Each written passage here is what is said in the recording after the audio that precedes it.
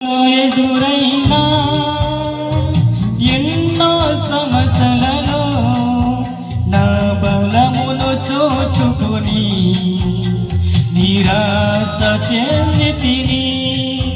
నీ సేవలు ఎదురైనా ఎన్నో సమస్యలలో నా బలమును చూచుకొని నిరాశ చెందితిని.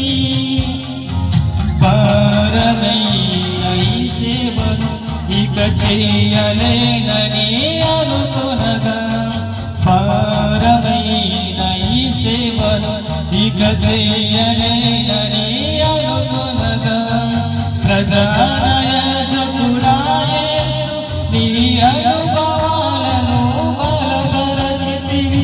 ప్రధాన యాజకుడా యేసు నీ అనుభవాలను బలపరచితివి.